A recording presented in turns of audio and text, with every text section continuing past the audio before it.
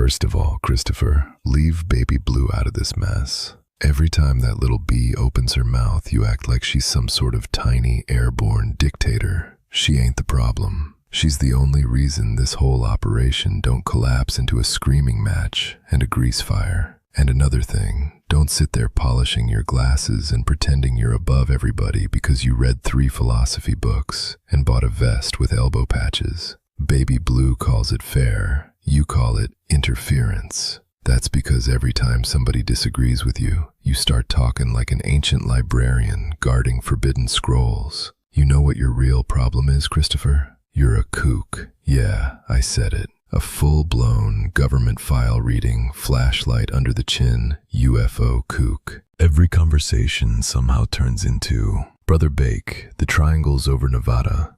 Brother Bake, the pilots saw impossible movement. Brother Bake, the documents were declassified. Man, listen, every blurry light in the sky ain't an intergalactic invasion. Sometimes it's a weather balloon. Sometimes it's a drone. Sometimes it's Earl from Tucson, duct taping flashlights to a lawn chair after 4 root beers. Christopher out here acting like he personally got recruited by extraterrestrials to represent Earth in negotiations.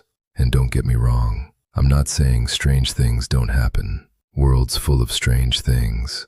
I seen a raccoon open a cooler with both hands one time, but you start talking about underground moon bases and hidden civilizations under the ocean, and suddenly I gotta check if the studio vent's leaking fumes again.